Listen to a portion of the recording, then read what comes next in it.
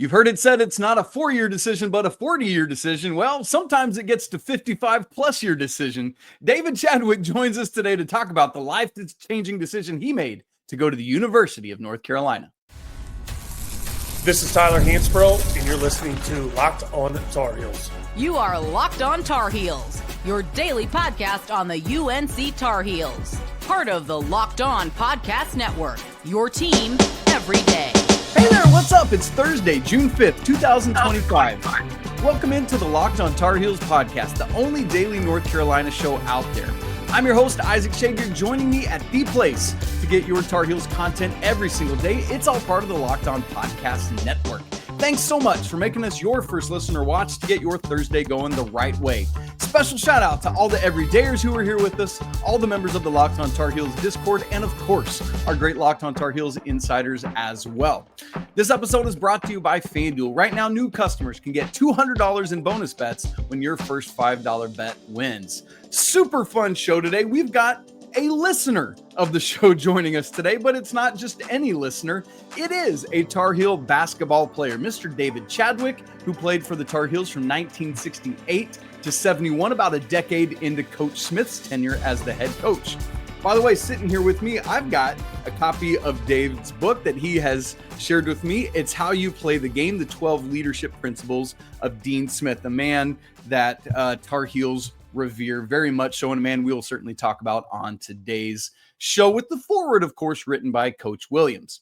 A quick note about today's episode: David and I are recording this actually a week ago as you're listening to it. So if there's any breaking news or information that has come out, we will handle that next week when I am back. But a fun opportunity to have an interview with David today. And we should say a special word of thanks to him for joining us from the beach. David Chadwick, taking time out of his vacation. Special thanks to your wife, Marilyn, for letting you do so. Brother, it's great to have you on the show.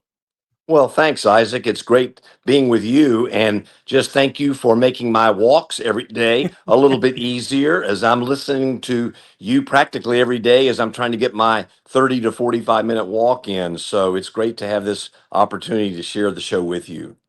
It's going to be weird for you listening to this one and have to listen to your own voice. I apologize in advance for that. But man, we are grateful, and you know, you and I have a lot of fun conversations behind the scenes, talking about life, our love of the Braves, our shared faith in our Lord and Savior, Jesus Christ. And so I'm thankful for all of that relationship that we share, and excited to talk about a lot of that today. But where we're going to head first is I want to actually talk about the current state of not only North Carolina basketball, but college athletics in general, because it seems to be worlds different from the time when you were a Tar Heel about 5 decades ago. And so, David, that's what I want to ask you first is, how do you kind of currently engage with North Carolina basketball? Well, I'm still a very loyal fan. I still go to the games. I do cheer wildly. I went to the Georgia Tech game in Chapel Hill this past year and sat next to Eddie Fogler, who was a teammate of mine and, you know, former assistant at Carolina. So I stay in touch with all the guys that I played with and others I've gotten to know through the years. I mean, I'm a loyalist. I stay loyal to them no matter what. But I mean, the game has changed, Isaac. I mean, when I played, you really go back and freshmen were ineligible. You had to play against other freshmen on the other teams. But I can remember in Carmichael, there were 10,000 people who would show up for the freshman games against Duke or against Wake or against State, because everybody wanted to see the next wave of players that were coming and see how they would fit into the system. And there was no shot clock. There was no three-point line when I played. But it was still a great game, and got to play in Carmichael, which was packed every game, 10,000 people. I mean, people talk about Cameron today. Carmichael was every bit as crazy, every bit as loud, and I tell you what, 10 degrees hotter. I promise you that, because every coach complained that Dean Smith turned up the heater in the opponent's locker room and on the court. It was so much hotter, but it was just a great environment in which to play. I don't know, we maybe lost 3 or 4 games there my entire years there, and it just was a wonderful experience, but mostly having the opportunity and privilege for playing under one of the greatest coaches of all times in any sport, Coach Dean Smith. Man, amen to that. I definitely want to talk about Coach Smith a good bit. Also, it was just a couple years ago, maybe in COVID, where Carolina played a home game in Carmichael. I think it was against Wofford, if I remember correctly. And would love to see more of that just as things change. I just think that would be a neat opportunity for Carolina to do. Well, David, Maryland and I went to that game, Isaac, and we Did actually you? saw it and Oh, saw a bunch of our former teammates there. But we lost that game lost that game. Yeah. wildly. And I Yeah. know Roy was not too happy at that, but I wish they would do that kind of thing too. But I'm sure it's a lot of revenue of 10,000 versus 23,000. Yeah. Yeah. What is money? Who cares? NIL. No. Yeah. And honestly, that is a great transition into the next thing I wanted to ask, because you talked about not being eligible as a freshman and working into the program and into the system. And you contrast that with this day and age where, you might have a player for 1 year and then he's gone somewhere else and somewhere else. And by the time he graduates, he's been to 4 different schools. What is the difference in development that you personally experienced versus how hard it is to build development and an actual program versus a year-to-year roster that we see today? Yeah. Well, when I was a freshman, I played on the freshman team, as I mentioned, and I had a really good freshman year and went in to talk to Coach Smith between my freshman and sophomore years, saw the team that was coming back and knew that it was going to be a really, really good team. He promised me nothing. He just said, work hard, try to get better, and I'll give you the playing time that I think you deserve. And I went away and tried real hard to get bigger and stronger and faster. Came back and I got to play a little bit my sophomore year, but it was a Final Four team. And we went to the Final Four in Louisville and lost to Purdue, a guy by the name of Rick Mount. Some may remember that name on Purdue's team, shot 36 on us, and we didn't beat them. We would have played UCLA in the finals with Lou Alcindor, Kareem Abdul-Jabbar, but the next day UCLA blew out Purdue, and it was a great experience, though. Then between my sophomore and junior seasons, I went to Coach Smith. He gave me the same spiel. This is what you got to do to get better. And I played hard during the summer, and I worked hard on the things I need to get better in. Got to start 4 games or so, average about 5 points a game. And then between my junior and senior year, did the same thing with Coach Smith, and he told me what I need to do to get better, and I did. And we had a really great senior year. We were top 10, 26-6, and I got to play about 20 minutes a game and averaged about 9 points a game, and had a great experience with a team that was not supposed to finish in the top 7 in the ACC, and yet we played together. And Coach Smith has told a few of us privately that was one of his favorite teams ever, because no one averaged over 13 points a game. 5 of us averaged from 9 to 13 a game, and we just really played together as a team and won the NIT in New York City when it was still very prestigious. A lot of people don't realize my senior year, Georgia Tech and Marquette chose to go to the NIT rather than the NCAA, because they would rather spend a week in New York City than going around to the different regionals. Again, it was still very well respected, and a lot of people wanted to go there. But what happened, Isaac, was each year I got a little bit better. Each year I became a little more part of the team. Each year I understood Coach Smith's system. A lot of us would joke and say we couldn't even understand Coach Smith's system until we played 2 to 3 years in it. It was so complicated, but so incredibly genius. And when you did finally get it, you could see why all the pieces fit together the way that they did. So I thought about transferring after that sophomore season when I didn't get to play much. I went into Coach Smith and said to him, I just want to play. And he said, well, I don't want you to leave. Here's what you got to do to get better. But I promise you, if you get better, you will play. And so I did. And he then gave me the playing time that I wanted. And, looking back, I just look at the game today. And if everything's about money, if everything's transactional, if all the kids are just going to different schools, different places to get what they want when they want it, what they have failed to learn are 2 of the most important things I've learned in my life.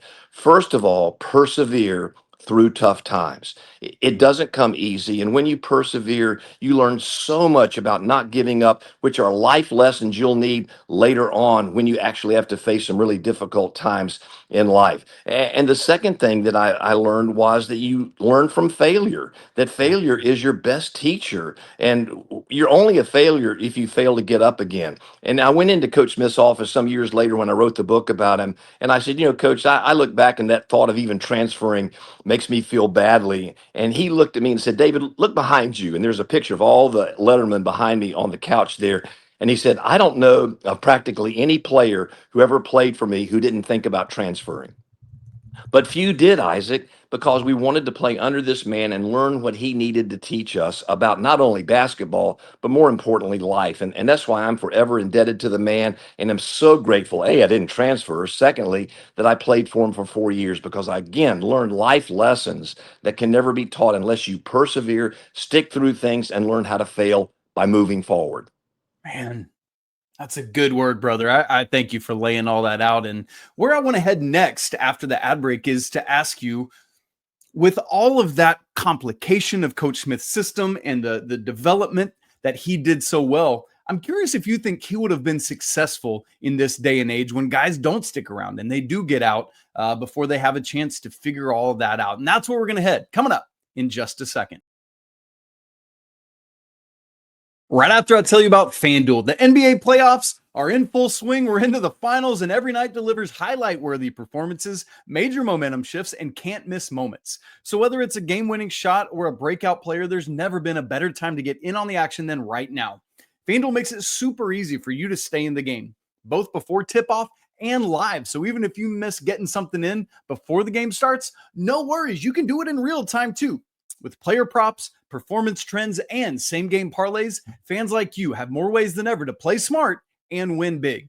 How about some national champion odds ahead of next season? Purdue, Houston, and Duke lead the way at plus 1,100, followed by UConn at plus 1,600, and then reigning national champ Florida, along with Louisville, Michigan, Kansas, and St. John's at plus 1,700. You got to go to plus 4,000 to find the Tar Heels. I think that would be a great value. Go check it out. Are you new to FanDuel? Now's the perfect time to sign up. Head to FanDuel.com and place your first $5 bet. If it wins, you're going to get $200 in bonus bets. So go ahead, make every moment more with FanDuel, official sports betting partner of the NBA. Isaac Shade, Tar Heel David Chadwick here with you today. David played his Carolina basketball from 1968 to 1971, part of Coach Smith's first Final Four team, correct? Yes, indeed. That was the first one, 1969. yeah? It was the Yeah. third one in a row. He went in 67, 68, and That's right. 69. That's And right. my sophomore year was 69. And so I was on the last of those Final Four teams, which were the ones that made people think, okay, this guy can be good and he He can might be be able to, successful. he might be able to do it. But before then, Isaac, and I know we'll go there, that was not necessarily the case. Yes, exactly.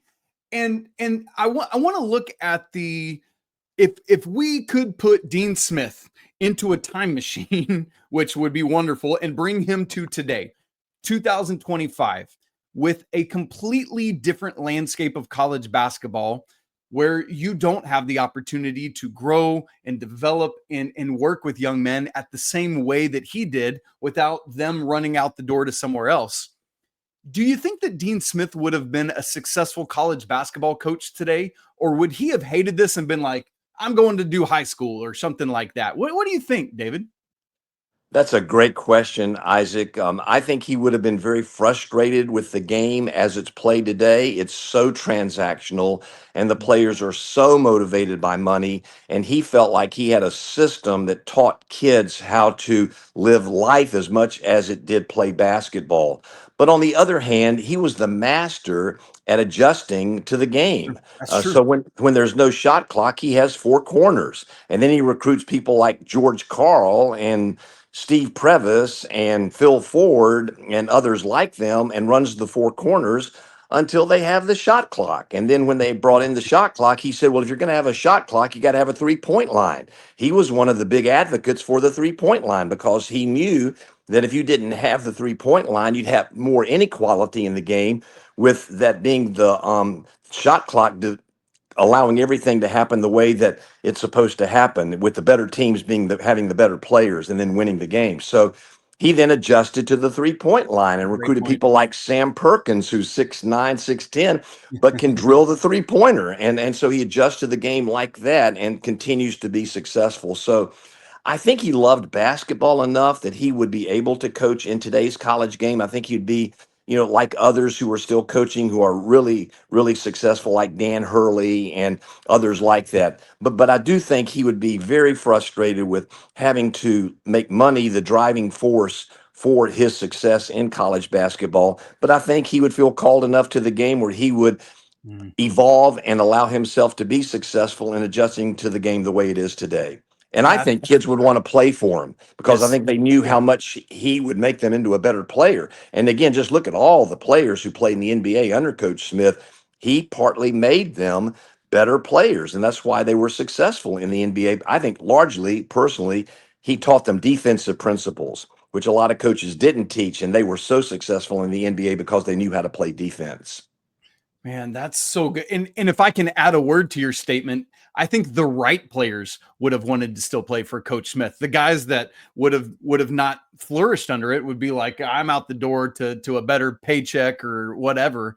And but I love your point about his ability to evolve and adapt. You know, you hear people talk all the time about Coach Smith being a forerunner of points per possession and pace of play statistics and things like that. So I love your point there, David. Now, another question, and you referenced this a second ago, that before that 3-year streak, things had not been great for Coach Smith, who had a rough start to his tenure. And, you know, there were many years when it seems like, man, is this guy going to figure it out? I know, you know, we don't want to get into the Duke of it all, but I know Coach K went through some of that same in his beginning of his tenure at Duke as well. And now, David, we experience here some similarity with that with Coach Davis, with not necessarily being successful at the level Carolina folks would hope for year in and year out. Can you draw any similarities to the beginning of Coach Smith's tenure to that of Coach Davis's? Well, I think I can. You know, Frank McGuire had all kinds of mysterious allegations against him, point shaving and those kind of things. And then when he left, the chancellor of North Carolina went to Dean Smith, elevated him to the head coach, and said to him, I don't care if you really win many games. I do care about a program that is drenched in integrity. So make Wow. sure that you operate with the greatest possible character and integrity. So he did so, but he still tried to initiate a lot of the things he believed that needed to be in the college game, playing defense and the offside help and the four corners offense and those kind of things. But for the first several years, Isaac, he was not successful. He didn't win the big games. And remember, Carolina won the national championship in 57 in an undefeated season. So there was a lot of hope and expectations for Carolina basketball. And plus, he had some really good players with Frank McGuire, like, York Larisi and Doug Moe. And, those were really great players. So the success ratio at North Carolina was great. The expectations were there. Then Coach Smith followed Frank McGuire and didn't immediately have those successes. And about, I think it was 2 to 3 years into his head coaching, he lost a game at Wake Forest. He should have won, came back to the campus, and there was a dummy of Coach Smith hung in effigy. And apparently Billy Cunningham ran off the bus and tore it down and stomped on it. And then he got back on the bus, and Coach Smith, just told everybody, just remember, your reputation is what you think of, what other people think of you, but your integrity is what you think of yourself. Yeah. And he was trying to get the point across to the players that they needed to think of themselves in a good way and not let other people define their sense of worth. Then they won a game, I think, at Duke they should have lost, and then came back the next game against NC State and lost a game they should have won. And there was the second hanging of Coach Smith in effigy. And that's when Coach Smith, interestingly, he told me this whole story in writing the book, that he read a book by Catherine Marshall called Beyond Ourselves. And that's when he realized there's just a lot of stuff in this world that's beyond ourselves, things we just can't control. And that's when he relinquished his coaching career, his future, his success to the one, the Lord, who controls everything, who is beyond ourselves. And that gave him freedom and allowed him to coach with great freedom, that allowed him then to continue to move forward and be the successful coach he ultimately became. But, Coach Davis is undergoing a lot of that same kind of criticism today. Can he really coach? Can he do player development? And I think if Coach Smith was still living, he would say to Hubert, keep moving forward, There's a lot of stuff you can't control in life. Give that to the Lord, because Hubert's a deep man of faith, but Right. keep doing what you know to do and do it as best you can and leave the results to the Lord. And I think success then ultimately came to Coach Smith when he finally got Bobby Lewis and Larry Miller together on those teams. And then when he recruited Charlie Scott, that's when he really was known to be a great recruiter and a great coach as well, with those three then Final Four appearances. Man, great stuff. And Larry Miller, you mentioned, who we just recently lost, unfortunately. Great Tar Heel gone. And so, man, thoughts and prayers continue to go out to the Miller family there. Man, David, speaking of that great faith in the Lord, what we want to get to next is talking about what you've been doing in all these years and decades since your time in Chapel Hill as a student and where things are at today. And I always like to ask Dean Smith players, what on earth did you do with your Dean Smith check? We'll get to all of that coming up in just a second.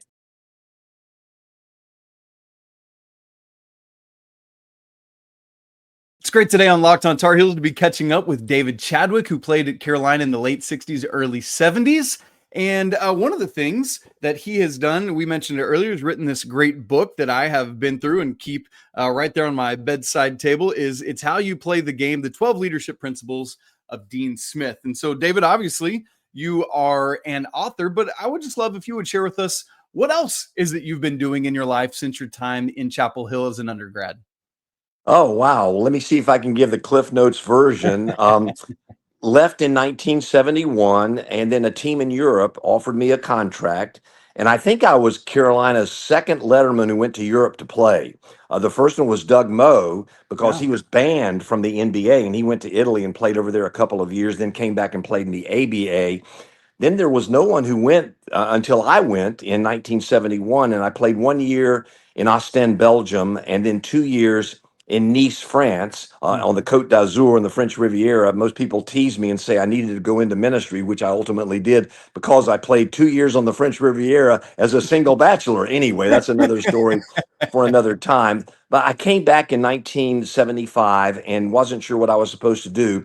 John Lotz, who was the assistant coach at Carolina, who recruited me out of high school, had become the head coach at the University of Florida. So I was still trying to figure out what to do with my life, and called John and said, John, do you have anything I could do down in Gainesville? I was recruited out of Orlando, Florida. So he offered me a graduate assistantship there. And so I went and worked with the program for 2 years and earned a specialist and master's degree in counseling. And then at the end of those 2 years was when I had a profound moment with the Lord, when I knew that I was called into ministry.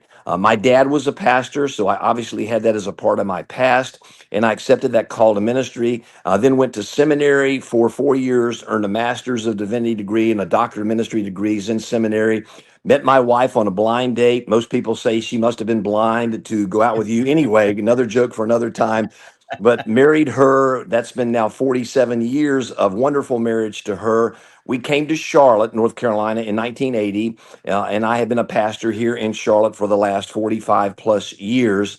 And I have 3 children and 10 grandchildren, have been able to pastor 2 different churches that have become very successful, at least in the eyes of the world, if you measure them by numbers. But I don't think that's the way you really measure success. I hope I've been able to pour grace and hope and mercy and love into the hearts of people over the last 47 years who needed to have the Lord's guidance in their lives, and have loved Charlotte, North Carolina. It's been our home, and we just appreciate the years that the Lord has given to us. So that, in a brief nutshell, is my 1971 to 2025 journey.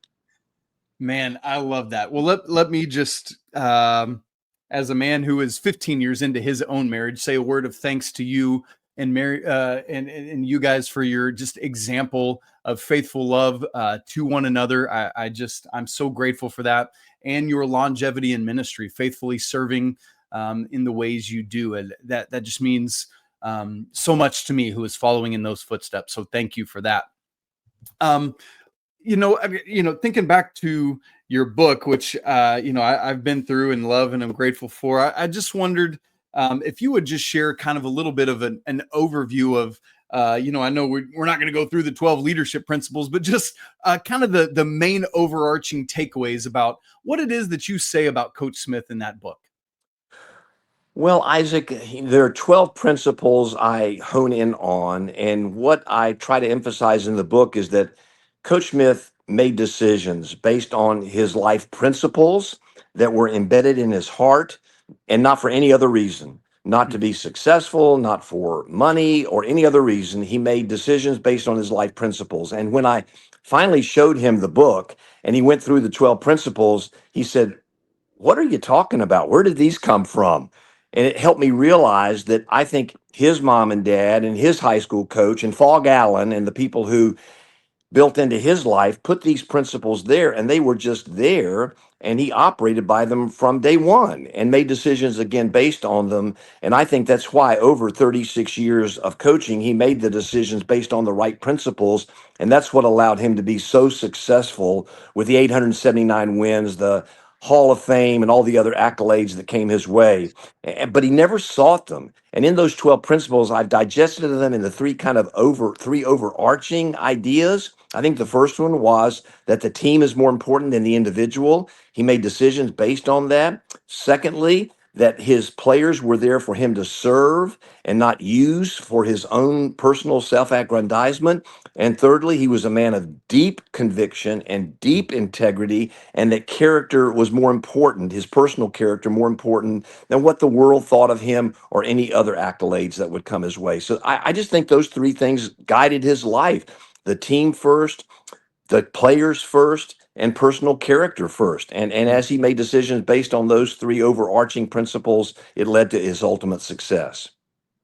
Man, what an encouragement to us as men or women who might be listening, and just the humanity of us as we process life, and how it is we could go about making decisions, not for ourselves or our names or seeing ourselves in lights, but for the better good of everyone around us, and ultimately for the glory of the Lord. And I love that so much. Well, There could was I give you an example? exactly that. Literally, I was going to say, I love hearing it in principle form, but could you share an anecdote or a story that would really help show the character of Coach Smith? Yeah, this is one of my favorites, and I'll not use names just to protect some people, but in the 1980s, there was a point guard who got into a campus altercation, and the news media went crazy saying you should not start him in this upcoming game. I think it was against Maryland, one of those games of the year, and probably the winner of it would get the top seed in the Eastern Regional. And so, with the pressure not to start him, Coach Smith, you could see how he could easily say, "Well, I'm going to do what's expedient for the moment and not care for my player." But he didn't. He started this point guard in that game, and the point guard played miserably. He didn't play well at all. And throughout the entire game, as it was a nip and tuck game, he would make terrible decisions. And you could hear the boos from the crowd cascading down on the court. "Take him out, take him out." And Coach Smith steadfastly refused to take him out of the game and let him play. And guess what, Isaac? Carolina lost that game. Hmm. After the game was over, Richard Vinroot, who played in the early 60s and later became a mayor in the city of Charlotte and became a good friend of mine as well, I was with Richard, and we were both musing on that game. And Richard said, "Well, let me tell you the after story." In the locker room after the game, I went up to Coach Smith and said to him, "You know, Coach, you know how much I love and respect you. I mean, you would send me cassette tapes of the games when I was in Vietnam serving so that I would be connected to the program. You know how much I consider you a surrogate father." Then he paused for a second and said, "But you know, Coach, you blew it tonight.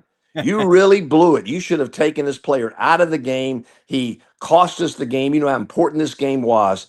And Richard's about my height, 6'6", 6'7", and Coach Smith, 5'10", 5'11". Richard told me this story himself. He said he took his forefinger and pointed it up toward Richard's nose and said to him, "I'll tell you something, Richard, that this player's sense of self-worth for the rest of his life was far more important to me than winning a stupid Atlantic Coast Conference basketball game."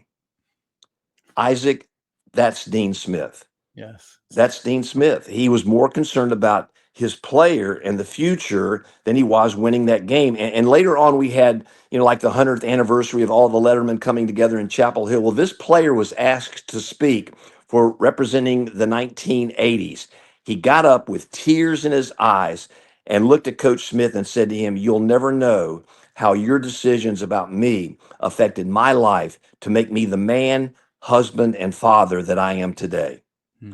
That's Dean Smith. And that's why all of us would run through a brick wall for him, because we know how he treated him was the same way he treated us as well.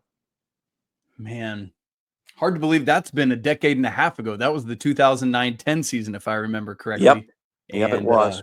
oof, good grief. Well, speaking of that, David, one last question. As you talk about Coach Smith and his legacy, famously, obviously, Coach, part of his will was to send a check to every one of his former lettermen.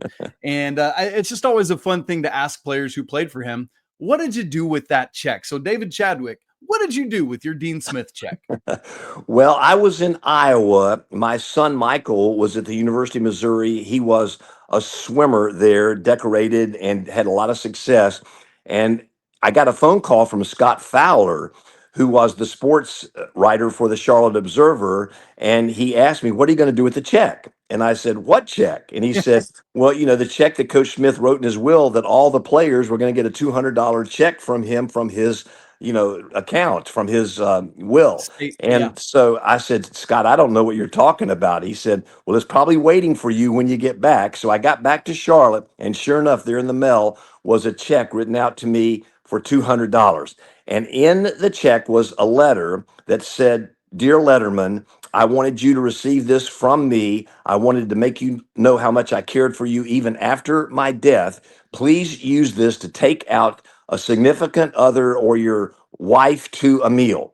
And so, Isaac, I took my wife Marilyn out for a meal. Here's a key to understanding life with Dean Smith. You do whatever Coach Smith tells you to do because you know it's the right thing to do.